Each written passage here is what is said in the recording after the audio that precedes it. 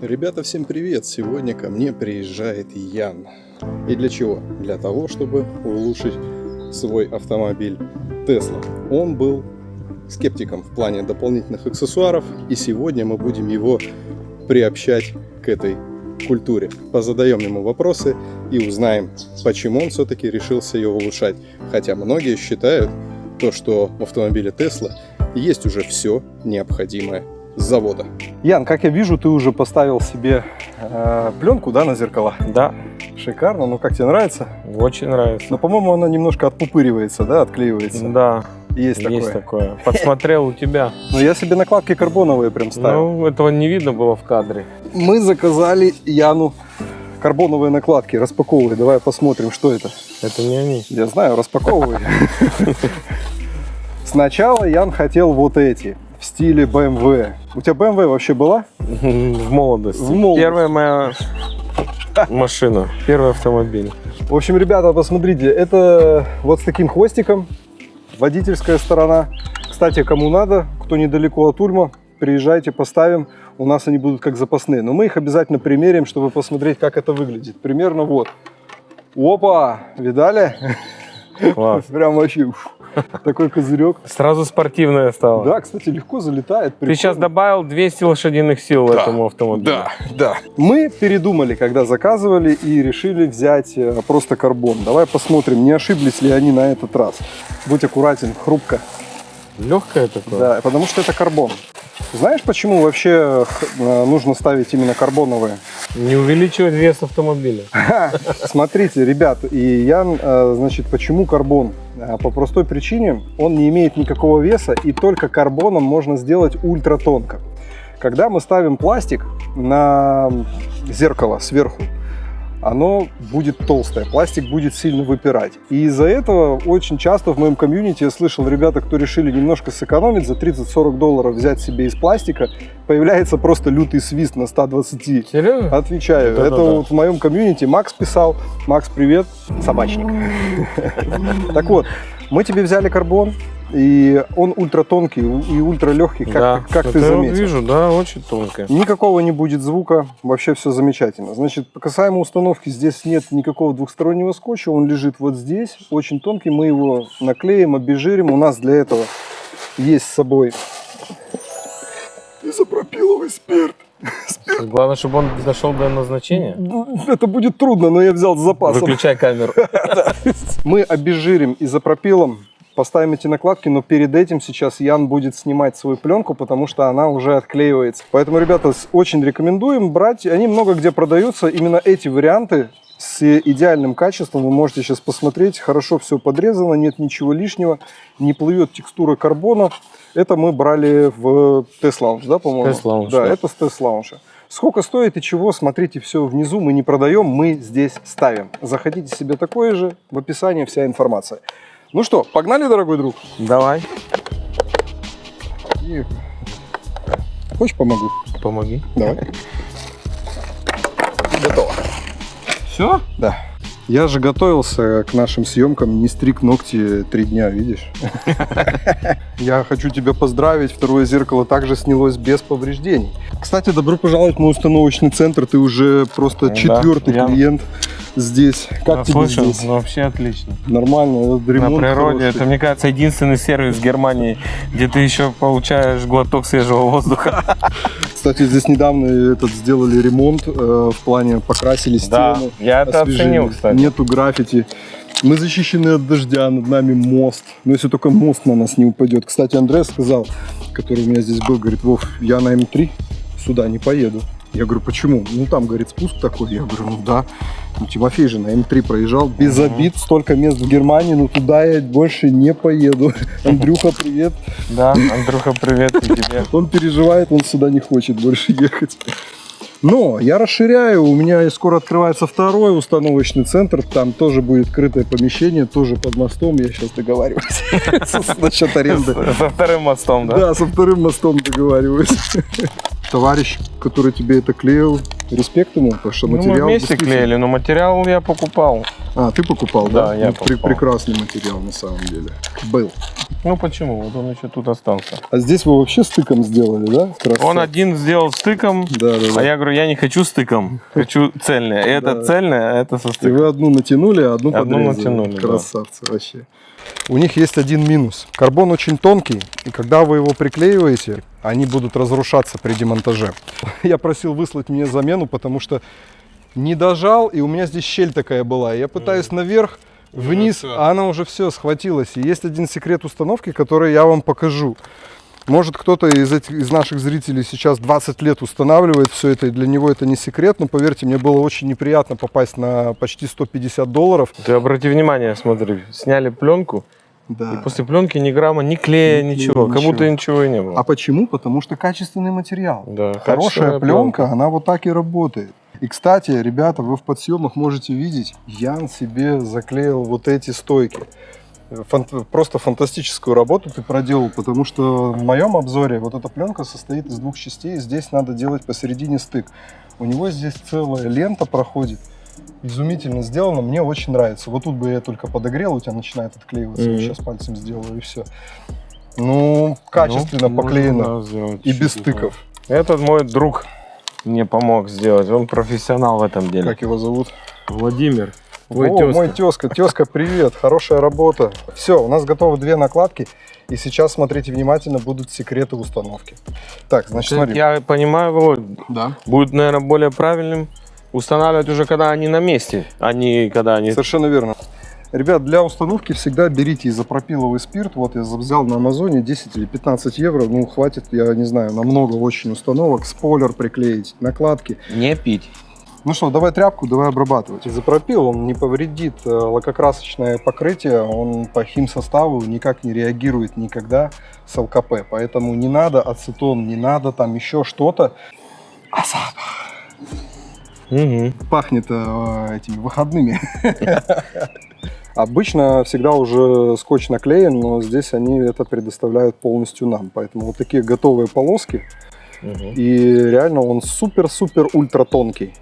То есть прям как полиэтиленовый пакет. Можешь пока подготавливать еще один. Слушай, ну ты как? Я так понял, ты Теслой доволен, и Я следующая доволен машина, ты пока что думаешь только Тесла, да? Ну, на сегодняшний день, да. Ну, у меня еще не такой большой опыт. 10 тысяч километров, я думаю, это так, обкатка. Неплохо, неплохо. По моему мнению, люди, которые не хотят сильно ремонтировать автомобили, а тем более живя в Европе, не только Германия, Испания и другие страны, Да. здесь как бы не сильно дешево ремонтировать автомобили. И поэтому для меня был вариант всегда Toyota, потому что Toyota, известно, это как бы не реклама, но я думаю, люди Да? наслышаны надежностью Toyota. Ну, в Германии она не популярна, кстати. Я что-то мало в потоке Toyota вижу. Все, это последнее. Угу. Вот. И поэтому я думаю, что хорошая альтернатива для Toyota это будет Tesla. Если бы мне сказали, то, что ты переедешь в Германию и купишь себе Теслу, я не говорю, что это какой-то атрибут роскоши. Я просто никогда не думал, что я смогу себе позволить. Не настолько богат, чтобы покупать БУ, и в Европе очень мало специалистов, а если они и есть, то они безумно дорого берут деньги за обслуживание любого автомобиля. Все крайне очень дорого в Германии стоит. И чтобы взять новую, я сказал, да, это... Если это гадалка, знаешь, по руке тебе ведет, все, окей, я понял. Давай, пока. Тесла у меня будет. Ну, Tesla с момента выхода стала более доступна. Реально. Потому что раньше она была недоступна, там, Model S, Model 100 X, и да, дорого. выше, и Да. пошел. Там считанные люди могли себе позволить такие автомобили. Каждый раз повторяю, вот реально, мы живем в какое-то необычное время, и вот реально многие вещи становятся доступны для абсолютно рабочего класса. Кстати, если не приватно, расскажи, чем ты занимаешься в Германии, пока мы тут клеим. Что ты здесь делаешь и как долго вообще ты здесь? Я уже в Германии Давай полоски. 25 лет. 20. 26-й год, да, пошел. То есть ты по-немецки хорошо разговариваешь, наверное, да? Знаешь, как сказать, хорошо немецкий даже сами немцы не знают. Точно. Ага. Работаю на фирме, которой мы занимаемся безопасностью крупных фирм, как там Siemens у нас наши клиенты, там Bosch, Audi. А ты что А делаешь? там, вот я сейчас дойду. Давай. Там все данные полностью. То есть наша фирма отвечает за конфиденциальность их фирм. То есть все планы, все, что у них, да. Я понял тебя. Мы занимаемся именно тем, чтобы удалить их данные, чтобы они никуда не утекли. Вот этим занимается. То есть ты работаешь на компьютере? Да. Окей, супер, замечательно. Вот я скажу, у меня мой доход нетто до 50 даже тысяч евро в год. У тебя больше нетто? Я, честно, даже и не считал. Не считал? Нетто? Да. Не задавался таким вопросом, сколько там в год именно. Ты в год нет? Ты по месяцам думаешь? Ну да. Ничего а что себе. мне в год? Я их все равно не вижу, эти деньги, за весь год. Да, аналогично, аналогично. Не, у меня до полтинника, и вот я работаю обычным рабочим, можно так сказать. То есть финансирование у меня вместе с итоговым платежом, я закидываю 900 евро, 420 забирает банк, и еще там в районе 500 евро у меня улетает, я сам коплю на карточку на финальный платеж. И все. Плюс фоль каска на год 1200. Когда новую берешь машину. Да, у тебя сколько каска У стоит? меня каска 1200. Окей, 1200. Ну, тоже хорошая цена. У тебя какой SF? У меня, кстати, SF большой. У меня SF... У меня 17. У меня SF, Или 18. Что-то там тоже, да, 18, по-моему. Угу. Ну, у тебя взятый... Я подтвердил, да, свой оттуда. стаж. У меня именно по Германии весь SF. Я тоже первый год страховался, отдал 2400 за страховку в год, потому что они отказались подтверждать мой стаж. Все, хватит. Да. Вот, ребят, мы наклеили. И знаешь что? 2400. Я нашел компанию, которая готова была подтвердить мой стаж, и кучу документов собрал, где я раньше страховался. И написал Кюндигун же увольнение со своей страховой, и они: дайте разрешение, чтобы мы с вами связались. Типа, мы вот хотим вас сохранить. Я говорю, окей, дал разрешение, мне позвонили, было тяжело, но я понял, и я сказал, у меня есть стаж, он тянет на 17 класс, мы примем вас стаж. Я говорю, ну год назад вы не принимали, этого не может быть, это была какая-то ошибка, мы подтверждаем стаж, только не уходите. Я говорю, правда, да? И получилось так, что моя страховая компания даже мне сказала, мы вернем разницу, которую вы переплатили. Да? Да, то есть они меня Отлично. застраховали по 17-му СФу и вернули мне разницу больше 1000 евро настоящими деньгами. Хотите скидку на эту, либо настоящие? Я говорю, давайте настоящие деньги. Они мне перевели это на конту и даже дали большую скидку, чтобы я у них остался. И у меня в итоге 30 тысяч километров в год, 1200 я плачу. То есть довольно-таки большой километраж. Кстати, в тему страховки, так. Очень интересно, вот Tesla, ты когда покупаешь новый автомобиль, они почему-то не контролируют, даже если ты у них берешь его на выплату, они не контролируют, взял ли ты полную защиту, либо частичную. Вот это я тоже не понимаю. Это твое дело. Им важно, чтобы ты принес номера, и у тебя была вот это страхование твоей ответственности. КФЦ-ферзихером. Просто многие люди думают, что если покупаешь Теслу, то ты обязан взять фоль каска. Да, здесь все по-другому. Ты будешь бумагоносцем. Бумагоносцем? Да. Первая моя ошибка была, она заключалась в том, что я вот так вот взял и надел. И именно поэтому наша накладка может остановиться на своем пути. Абсолютно любой стеклоочиститель, важно, чтобы он был на мыльной основе. Он испарится, это не проблема. Обрабатываем наше зеркало. Нам нужно убедиться, что скотч влажный везде. Это вот я показываю то, что сэкономит вам приличное количество денег. Есть. Есть. Прижимаем. Прижимаем. И все. Класс. Прилегание хорошее. Здесь у нас нету белой полосы. Все здорово. Все, надо теперь ждать, чтобы оно прихватилось. Пока никуда не дави. Ну что, как тебе? Отлично. Смотрится очень красиво. Гораздо лучше, чем пленка, правда? Да. Знаешь, я визуально Юнипер вообще не принимал долгое время, но когда Ян подъехал с заклеенными черными стойками, я вообще не мог понять, что это за машина, потому что я не знал, что он себе наклеил. Я это забыл, и он не акцентировал на это внимание. Я долгое время рассматривал эту тачку, и уже Яну говорю, ты знаешь, я уже реально себе Юнипер просто хочу, он такой красивый. Блин, понять не могу, то ли диски меня цепляют, то ли еще. Я не мог понять. А потом я говорю, елки-палки, ты все стойки заклеили. Вон в чем дело. Короче, заклеиваете все эти стойки, ну смотрится бомба. Вообще, другая машина. Да. Вот эти вот майки сверху, ну не знаю, у нее стерная крыша. Да, черная крыша, вот поэтому. Как она сочетается вообще, молодец, что ты это сделал. И все, здесь тоже надо ждать высыхания. Оно как будто и защелкивается за счет вот этих. Да. Оно изначально чуть-чуть как бы себя самодержит, даже если вы плохо положите скотч. Ребята, это никогда у вас не оторвется по той причине, то, что воздух давит сюда. Тут мы положили много скотча, у нас никогда не оторвется. И набегающий поток воздуха продолжает давить эту накладку вам на корпус. Ну, не получится такого, что она оторвется. Пока вот тут вот вы чем-то не подденете и не рванете себе ни мойка, ничего не повлияет.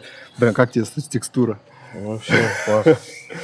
Как будто так и было. К следующим выпускам, наверное, еще будет сзади спойлер, да, вот такой матовый. Да. Полюбас, это будет просто бомба. А это у тебя сток здесь, да, заводское? Нет, это от Шпиген. У них есть такие эти тоже. Кстати, смотрится очень мощно.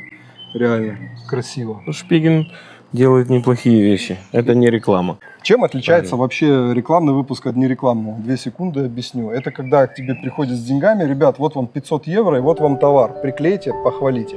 У меня такого нет. Мы выбираем то, что нравится. Ян реально выбирал, он это подтвердит. Я ему задал вопрос: Ян, что ты хочешь? Он залез на сайт и говорит: хочу вот это, вот это, вот это. Я написал, согласовали, так было дело? так, все правильно. Вот Все верно. Вот хочу подметить, сейчас вот твой автомобиль рядом стоит, и у него глянцевый, Да. а это матовый. И хочу подчеркнуть, что матовый все-таки смотрится красивее, чем глянцевый. Но это тоже вкусовщина на любителя, кому как. Но вот Да. то, что я до этого подумал, так вот я сейчас подтверждаю это. Я тебе хочу сказать, ну, допустим, я поставил себе глянец лишь только по той причине, что у меня на крыле Уже компонент было, да? глянца, здесь компонент глянца и спойлер тоже глянцевый. Поэтому я решил пойти по глянцу. Постоянно вопрос, люди Да. не могут Ну, определиться, как я глянец искал. или мат. Это Поэтому вкусовщина, кому что нравится. Самое главное, мне нравится мат. я тебе честно хочу сказать, то, что с течением времени, если мне выдадут такие же комплекты, я бы тоже везде перешел на мат. Но я Аруэлю поставил матовый карбоновый спойлер, у меня остался глянцевый, поэтому я так думаю, я на В оригинале он же идет матовый, Да. спойлер. И я останусь, походу, на глянце. Это Ну, точно. ты же уже загорелся этим джунипером. Да. Вот на него уже будешь ставить новые. Ну что, на этом выпуск подходит к концу. Мы поставили Яну накладки, но мы будем сейчас продолжать устанавливать кое-что еще. В продолжении будет в следующем видео. Что-нибудь хочешь сказать напоследок? Да вроде бы все. Классный выбор. До новых встреч.